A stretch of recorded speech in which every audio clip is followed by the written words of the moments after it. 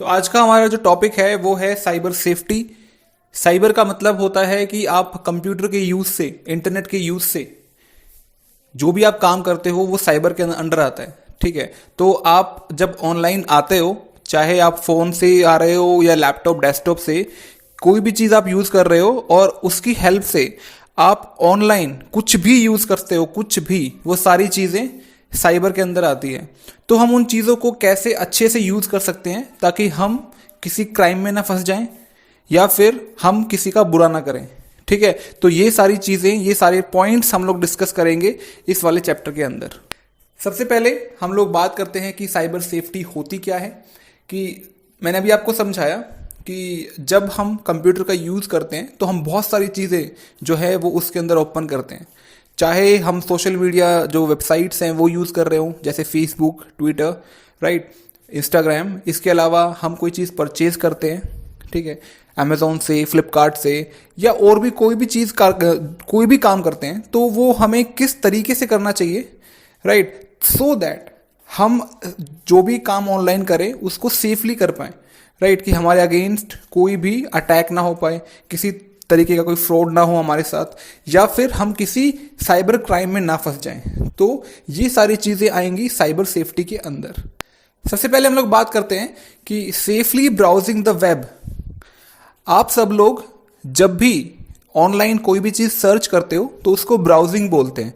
ठीक है, जैसे हम लोग क्रोम, हमारा ब्राउज़र होता है, तो क्रोम पे हम कोई भी चीज़ सर्च कर रहे हैं तो उसको ब्राउजिंग बोलते हैं। ठीक है, तो हम कैसे सेफली ब्राउजिंग कर सकते हैं सो दैट हमारी जो इंफॉर्मेशन है वो भी हमारे पास सेफ रहे।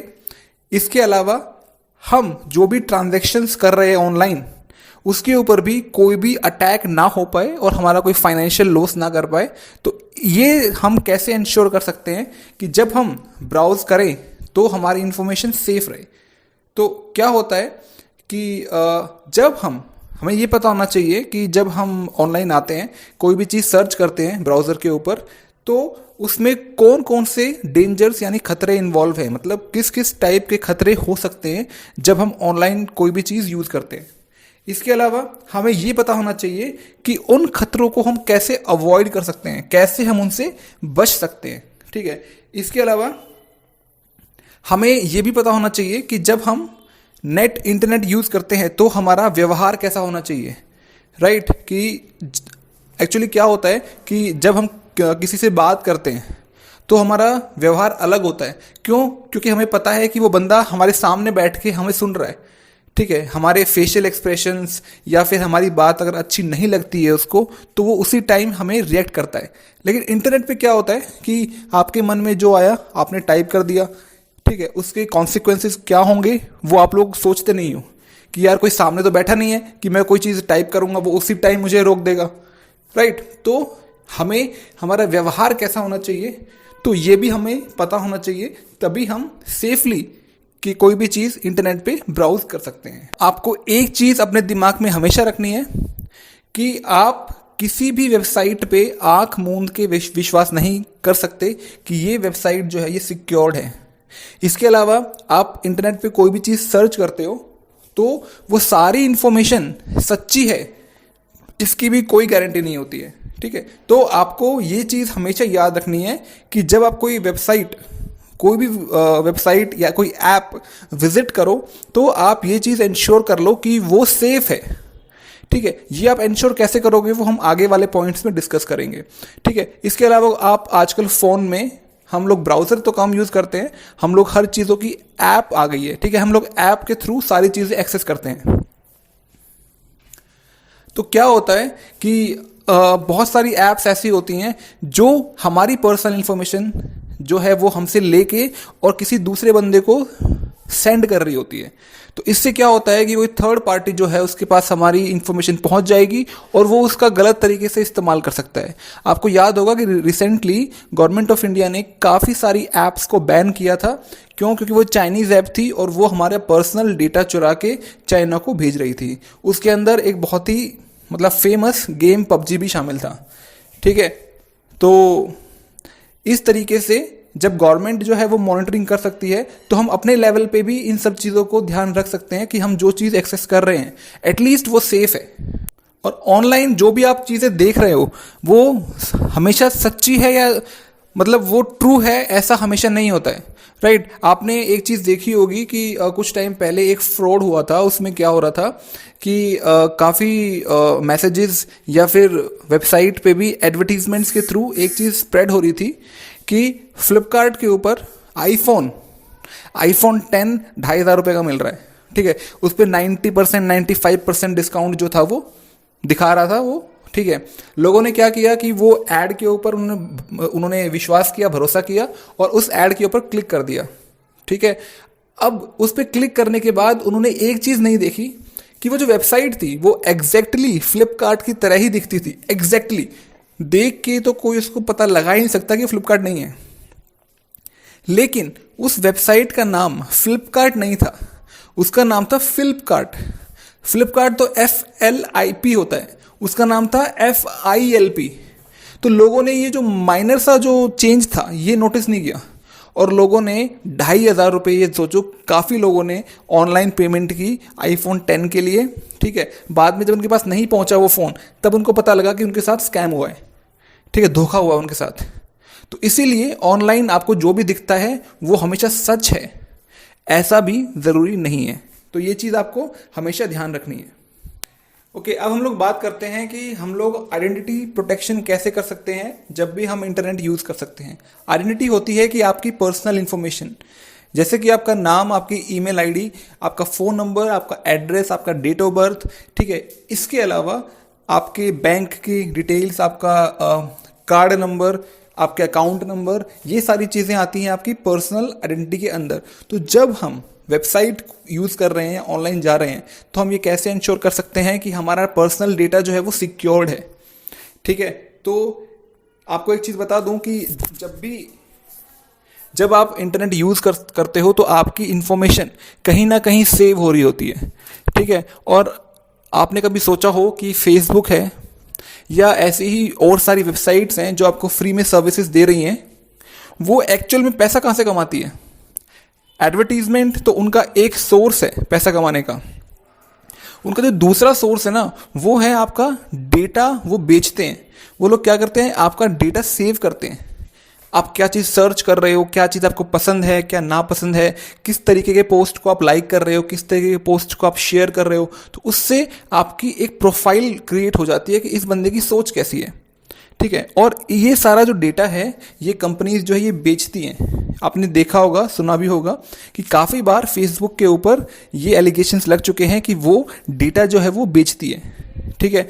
तो ये चीज़ें आपको भी ध्यान रखनी है कि जब आप इंटरनेट यूज़ करो तो अपनी पर्सनल आईडी को हमेशा आपको सिक्योर रखना है, ठीक है। तो जब हम इंटरनेट यूज़ करते हैं अलग अलग रीज़न से हम लोग कर सकते हैं, चाहे हमें सोशल नेटवर्किंग वेबसाइट्स है वो एक्सेस करनी है, हमें कोई चीज़ परचेज करनी है, कोई चीज़ बेचनी है, या हमें इन्फॉर्मेशन ही एक्सचेंज करनी है। जैसे हम एक दूसरे को ईमेल्स भेजते हैं ना कि कोई फाइल किसी को सेंड की है, तो हम एक्सचेंज ऑफ इंफॉर्मेशन के लिए भी इंटरनेट का यूज़ करते हैं, ठीक है। अब क्या है कि जो हमारा प्राइवेट डेटा है, ठीक है, वो बिजनेसेस के पास ना जाए, तो इसके लिए क्या होता है कि हम लोग ये इंश्योर करते हैं कि जब हम कोई वेबसाइट ओपन करें तो उसके ऊपर एक साइड में लॉक लगा होता है, ऊपर ग्रीन कलर में होता है, मोस्टली में ग्रीन होता है, एक लॉक लगा होता है ऊपर, ठीक है। वो चीज़ ये इंश्योर करता है कि ये वेबसाइट जो है ये सिक्योर्ड है, इसके थ्रू जो मैं ट्रांजैक्शन करूँगा वो जो डेटा होगा मेरा वो सिक्योर रहेगा। इसके अलावा दूसरा तरीका पहचानने का ये होता है कि उस वेबसाइट का जो एड्रेस होता है वो HTTPS से शुरू होता है। अगर कोई वेबसाइट सिक्योर नहीं है तो उसमें S नहीं होगा, सिर्फ HTTP होगा। अगर कोई वेबसाइट सिक्योर्ड है तो होगा HTTPS, उस वेबसाइट का एड्रेस जो है वो HTTPS से शुरू हो रहा होगा। इसके अलावा क्या होता है कि जब हम अपना डेटा कहीं भी स्टोर करते हैं, किसी को भी देते हैं, तो हम लोग ये उन पे विश्वास रखते हैं कि भाई हमारा जो डेटा है, पर्सनल डेटा, वो किसी भी तरीके से मिसयूज़ नहीं होगा, ठीक है। जैसे आप कोई फॉर्म के लिए अप्लाई करते हो, आपने एक चीज़ देखी होगी कि आप लोग जैसे अभी 12th में आओगे जब, तो आपके पास है ना 12th के बाद ऑटोमेटिकली कहीं से कॉल्स आने शुरू हो जाएंगे कि भाई बीटेक में एडमिशन ले लो, MBBS में एडमिशन ले लो, ठीक है, इस कोर्स में एडमिशन ले लो। उनके पास आपका डेटा पहुंचता कैसे है?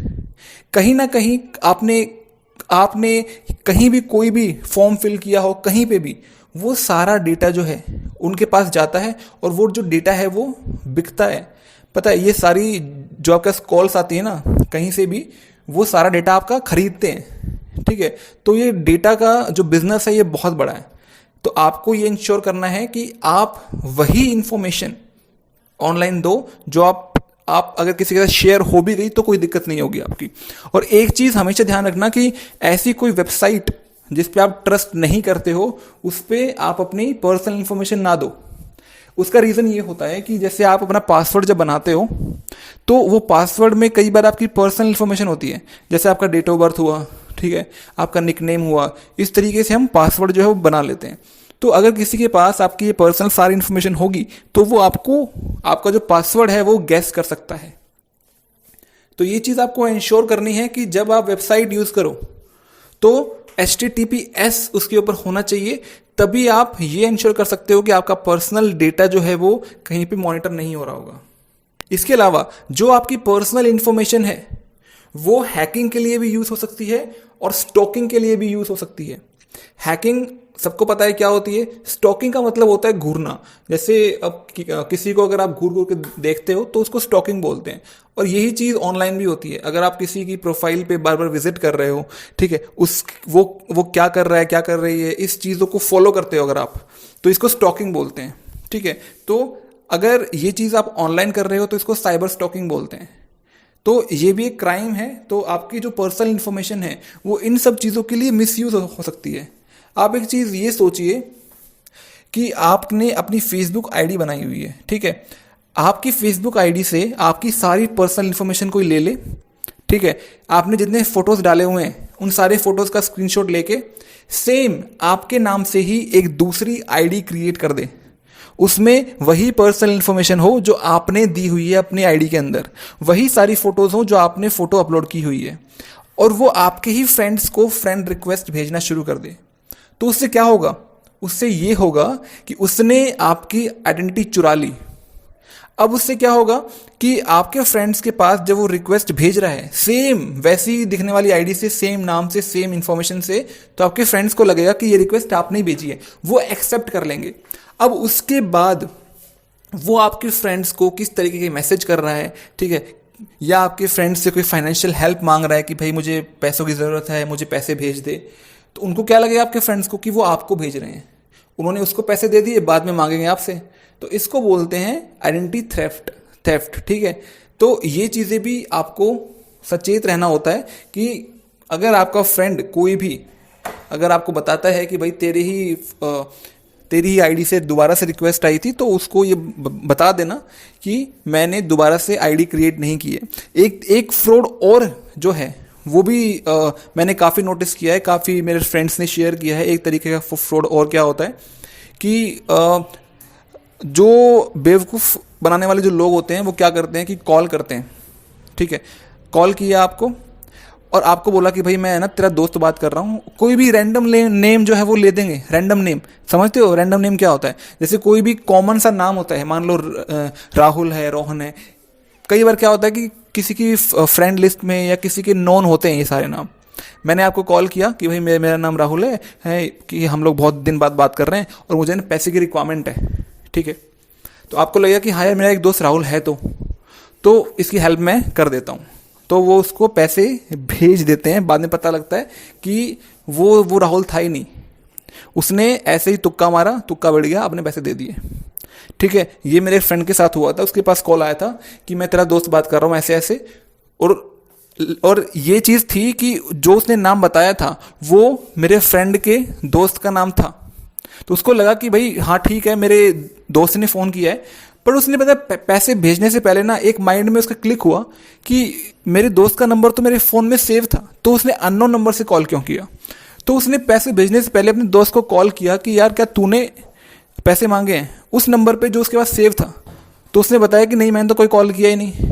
तब उसको पता लगा कि किसी फ्रॉड ने कॉल किया था और वो पैसे उससे ऐड करने की कोशिश कर रहा था, ठीक है। तो ये चीज़ें आपको ध्यान रखनी है। अब अपनी आइडेंटिटी बचाने के लिए हम क्या सॉल्यूशन जो है वो ले सकते हैं। सॉल्यूशन सबसे पहले हमारे पास दो सॉल्यूशन है, एक है प्राइवेट ब्राउजिंग, एक है एनोनिमस ब्राउजिंग। ठीक है, अब दोनों में फ़र्क क्या होता है वो देख लो। प्राइवेट का मतलब तो ये होता है कि मान लो आप एक कमरे के अंदर हो, ठीक है, मान लो आप अपने घर के अंदर हो, घर के अंदर अपने रूम में हो, तो आपने अपना रूम लॉक कर लिया। उसके बाद आप रूम के अंदर क्या कर रहे हो आपके पेरेंट्स को नहीं पता है, तो आप जो काम कर रहे हो वो आप प्राइवेटली कर रहे हो। समझ ले कि बाहर के बंदों को पता है कि आप यहाँ पे हो, और जो आप काम कर रहे हो, किसी फ़ोन पे बात कर रहे हो, तो वो आप ही कर रहे हो, ये पता है, लेकिन क्या बात कर रहे हो ये नहीं पता है। इसको बोलते हैं प्राइवेटली बात करना। ठीक है, दूसरा, आप रेलवे स्टेशन पे हो, आपको कोई नहीं जानता वहाँ पे, उसके बाद वहाँ पे आप खड़े होकर बात कर रहे हो कि भाई मैंने 1 लाख रुपए ट्रांसफ़र कर दिए हैं, ठीक है, और मैं अभी जाके 50,000 का ये परचेज़ करूँगा। ये सब लोग सुन रहे हैं, लेकिन लोगों को ये नहीं पता कि आप कौन हो, तो वो इस इंफॉर्मेशन का फ़ायदा नहीं उठा पाएंगे। अगर वहीं आप अपने रूम में बैठे हो कि भाई मैंने 1 लाख रुपए जो है वो मेरे अकाउंट में आ गए हैं, 50,000 की मैं शॉपिंग करूंगा, ये चीज़ें बाहर वाला बंदा सुनेगा तो उसको पता है कि आप कौन हो और आपके अकाउंट में पैसे आए हैं, तो वो इस इन्फॉर्मेशन का यूज़ कर सकता है आपके अगेंस्ट। तो प्राइवेट ब्राउजिंग और एनोनिमस ब्राउजिंग। प्राइवेट का मतलब तो ये कि कोई और ना सुन पाए, ठीक है, बेशक किसी और को पता हो कि कौन बात कर रहा है, लेकिन क्या बात कर रहा है ये ना सुन पाए। एनोनिमस ब्राउजिंग का मतलब होता है कि आप क्या ब्राउज कर रहे हो, क्या सर्च कर रहे हो, ये तो पता हो, लेकिन आप हो कौन ये पता ना हो, तो उसको बोलते हैं एनोनिमस ब्राउजिंग। ठीक है, तो ये दो सॉल्यूशंस होते हैं कि हम अपनी आइडेंटिटी को बचा सकते हैं दूसरों से। ठीक है, तो जनरली क्या होता है कि हमारी इन्फॉर्मेशन जो ट्रैक होती है वो किन किन तरीकों से हो सकती है इंटरनेट के ऊपर। एक तो हमारा आईपी एड्रेस सेव हो सकता है, हमारी हर कंप्यूटर का या फ़ोन का आईपी एड्रेस होता है। ठीक है, तो आईपी एड्रेस हमारा सेव हो सकता है। अगर किसी ने आईपी एड्रेस सेव कर लिया, उसके बाद आप क्या सर्च कर रहे हो वो भी सेव कर लिया, तो उसको पता है कि इस आईपी एड्रेस से ये चीज़ सर्च हुई थी। ठीक है, तो उसने एक रिकॉर्ड बना लिया। तो क्या क्या चीज़ें हमारी सेव हो सकती हैं वो हम डिस्कस कर रहे हैं। एक तो आपका आईपी एड्रेस सेव हो सकता है, आपका मशीन का टाइप जो है वो सेव हो सकता है। टाइप जैसे आपने फ़ोन से ब्राउजिंग की है, आपने डेस्कटॉप से, लैपटॉप से, किस चीज़ से ब्राउजिंग की है, तो ये चीज़ सेव हो सकती है। ठीक है, इसके अलावा आपकी लोकेशन कि आपने किस एरिया से ये चीज़ ब्राउज की है, तो ये सारी चीज़ें कुछ एग्जाम्पल हैं। तो ये सारी चीज़ें जो हैं ये सेव हो सकती है और इनको कोई यूज़ कर सकता है आपके अगेंस्ट। तो क्या होता है कि एनोनिमस ब्राउजिंग के अंदर वेबसाइट को अज्ञात, एनोनिमस का मतलब होता है अज्ञात तरीके से हम उसको एक्सेस कर सकते हैं। इसमें क्या होता है, जनरली जो गवर्नमेंट एजेंसीज होती हैं, ठीक है, पत्रकार होते हैं, जर्नलिस्ट, ये लोग एनोनिमस ब्राउजिंग का यूज़ करते हैं ताकि जो ये लोग सर्च कर रहे हैं किसी को पता ना हो कि ये चीज़ कौन सर्च कर रहा है। दूसरा है हमारा प्राइवेट ब्राउजिंग। अब प्राइवेट ब्राउजिंग में क्या होता है कि मैंने आपको बताया था कि ये तो पता हो कि कौन ब्राउज कर रहा है, लेकिन ये ना पता हो कि क्या ब्राउज कर रहा है। ठीक है, जैसे आपको अगर कोई पर्सनल चीज़ें ब्राउज करनी है, देखो जनरली क्या होता है कि जब आप कोई चीज़ ब्राउज़र पे कोई भी चीज़ सर्च करते हो तो उसकी एक हिस्ट्री जो है वो साथ साथ सेव होती रहती है। ठीक है, अब बाद में कोई भी आपका ब्राउज़र ओपन करके अगर वो हिस्ट्री चेक करेगा तो उसको पता लग जाएगा कि आपने कौन कौन सी वेबसाइट एक्सेस की थी। इसके अलावा आप अगर किसी चीज़ पे लॉगिन करते हो, फेसबुक पे या किसी बैंक की वेबसाइट पे, आपने पासवर्ड डाला, जैसे आप सबमिट पे क्लिक करते हो तो एक ऑप्शन आता है कि सेव योर पासवर्ड या remember your password so that कि आपको नेक्स्ट टाइम वो पासवर्ड ना डालना पड़े। और हम लोग क्या करते हैं कि उसको कई बार ओके कर देते हैं, उससे क्या होता है कि ब्राउज़र आपका पासवर्ड सेव कर लेता है। ठीक है, तो हम ये सारी चीज़ें अगर नहीं चाहते कि ये सारी चीज़ें हो, तो हमारे पास एक ऑप्शन है जिसको बोलते हैं इनकॉग्निटो ब्राउजिंग, या हम इसको बोलते हैं इनकॉग्निटो मोड। इसमें क्या होता है कि आपको पता है कि क्रोम के अंदर एक इनकॉग्निटो नाम का एक टैब होता है। ठीक है, उसमें क्या होता है, उसके थ्रू आप जब ब्राउजिंग करोगे तो आपने क्या ब्राउज किया है वो हिस्ट्री कहीं पे सेव नहीं होती है। ठीक है, इसके अलावा वेबसाइट की कोई भी कुकीज़ सेव नहीं होती है। अब आप पूछोगे कि कुकीज़ क्या होती हैं। कुकीज़ जो होती है ना वो एक टेक्स्ट फाइल होती है। टेक्स्ट फाइल आपको पता है, उसके अंदर कुछ इन्फॉर्मेशन सेव होती है। तो जब आप कोई वेबसाइट ओपन करते हो तो वेबसाइट्स क्या करती हैं कि कुछ कुकीज़ जो हैं वो आपके ही सिस्टम पे सेव कर लेती हैं, आपके ही कंप्यूटर के ऊपर, ठीक है। और फ्यूचर में जब उनको कोई डेटा चाहिए होता है तो वो कुकीज़ से एक्सेस करती हैं। जैसे फॉर एग्जांपल आपने फेसबुक पे लॉगिन किया आईडी पासवर्ड डाल के, उसमें एक नीचे ऑप्शन होता है कि रिमेंबर मी, उस पर अगर आप टिक कर दोगे ना रिमेंबर मी पे और सबमिट करोगे, लॉगिन करोगे, तो आपको नेक्स्ट टाइम वापस से फेसबुक ओपन करोगे ना तो आपको वापस से आईडी पासवर्ड डालने की रिक्वायरमेंट नहीं होती है। वो एक्चुअल में होता क्या है कि आपका जो डेटा है, जो लॉगिन के लिए जो डेटा यूज़ में आता है आईडी पासवर्ड, वो एक एनक्रिप्टेड फॉर्म में, ऐसी फॉर्म में जिसको कोई समझ ना सके, इस फॉर्म में कुकीज़ के अंदर सेव हो जाता है। और नेक्स्ट टाइम जब भी आप फेसबुक ओपन करोगे तो आपका आईडी पासवर्ड जो है वही एनक्रिप्टेड फॉर्म से उठ के, कुकीज़ में से उठ के वेबसाइट के पास जाता है और वेबसाइट आपको ऑथेंटिकेट करती है कि हाँ भाई आप ही हो, और फिर आपको आपका होम पेज आपको दिखा देती है, ठीक है। तो इस तरीके से काम होता है कुकीज़ का।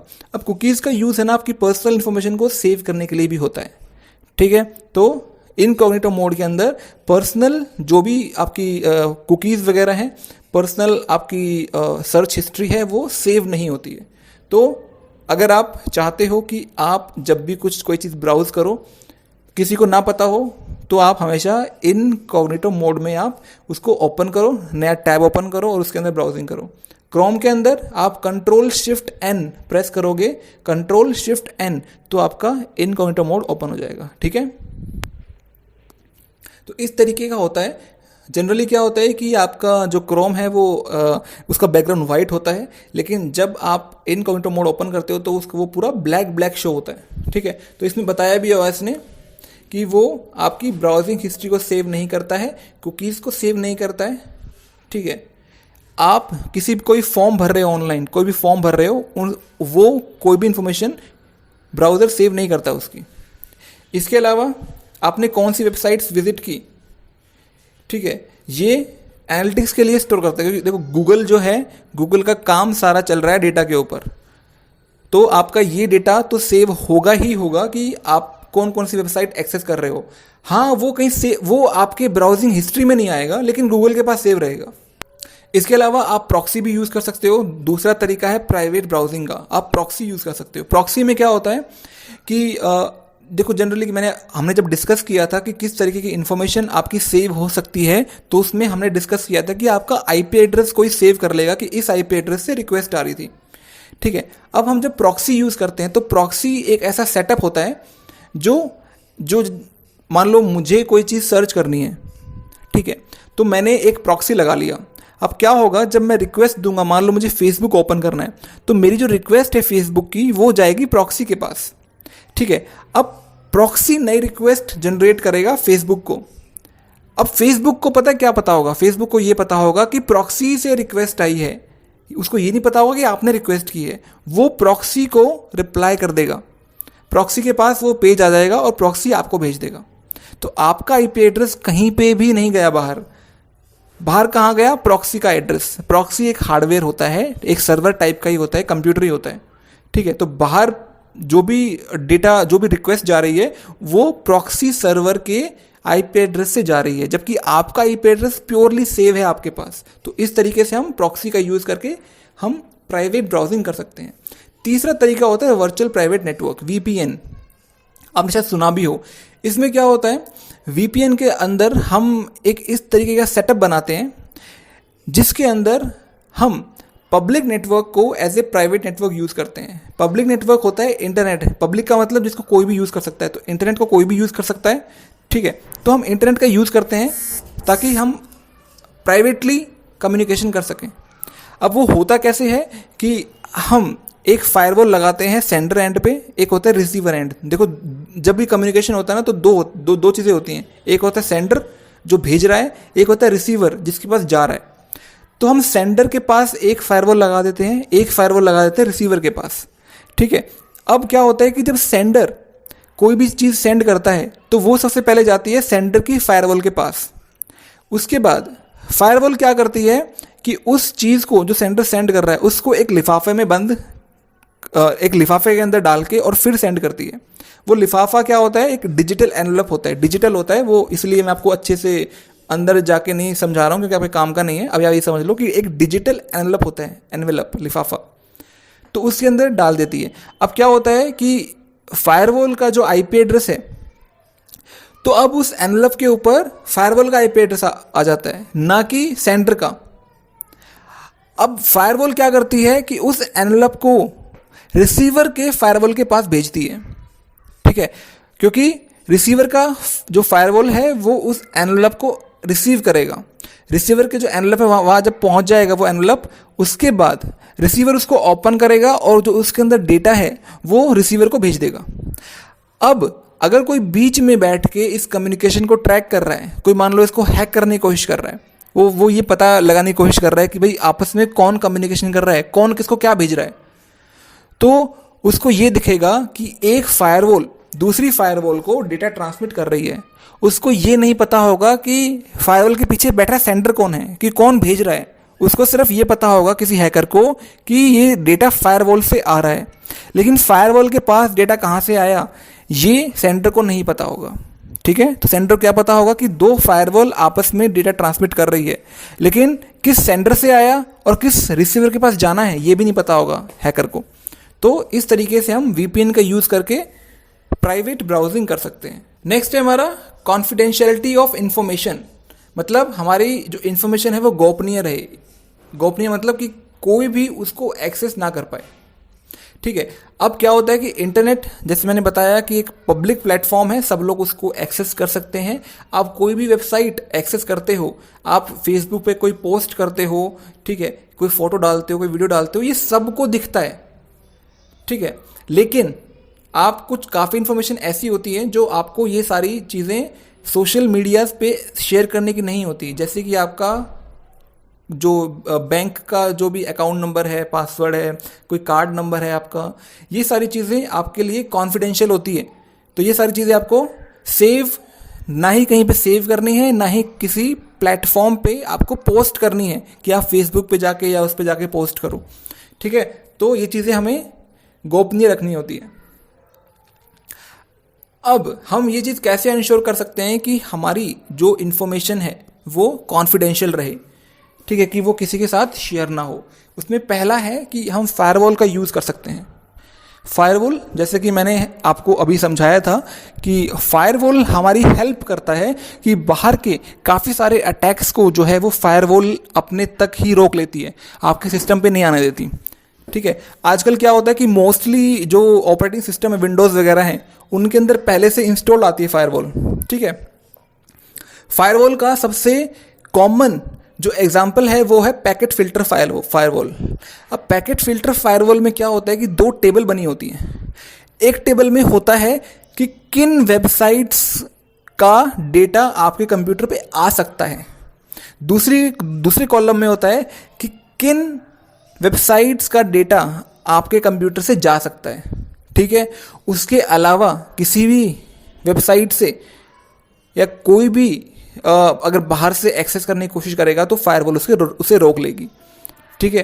तो इसीलिए आप हमेशा ये इंश्योर करोगे कि जब भी आप कंप्यूटर यूज़ कर रहे हो तो आपके कंप्यूटर की फायरवॉल हमेशा ऑन होनी चाहिए, ठीक है। हम लोग ब्राउज़र के ऊपर जो कुछ सेटिंग्स होती हैं उस सेटिंग्स को थोड़ा चेंज करके, जनरली क्या होता है कि हम क्रोम ओपन करते हैं, उसके ऊपर हम लोग कोई भी वेबसाइट वगैरह ऑन करना है जो उसको एक्सेस करना शुरू कर देते हैं, लेकिन हम लोग ये चेक नहीं करते कि उस ब्राउज़र की, उस क्रोम की सेटिंग्स क्या है। तो हमें ये चीज़ इंश्योर करना है कि जब भी हम कोई चीज़ एक्सेस करें तो हम ब्राउज़र की सेटिंग्स को थोड़ा चेंज कर लें, मॉडिफाई कर लें। उसमें सेटिंग्स क्या, आप क्या क्या कर सकते हो कि आप कुकीज़ को डिसेबल कर दो, हिस्ट्री जो है हिस्ट्री को भी डिसेबल कर सकते हो, या फिर आप इनकॉग्निटो मोड को यूज़ करके आप हिस्ट्री जो अगर सेव नहीं करना चाहते तो सेव नहीं होगी आपकी। और गूगल क्रोम में सेटिंग्स जाके कैसे आप कुकीज़ को एनेबल या डिसेबल कर सकते हो, तो यहाँ पे नीचे आपको दिख रहा होगा कि सेटिंग्स पे जाओ, फिर प्राइवेसी एंड सिक्योरिटी पे जाओ, फिर कंसेंट सेटिंग्स पे जाओ, फिर कुकीज़ का ऑप्शन आएगा।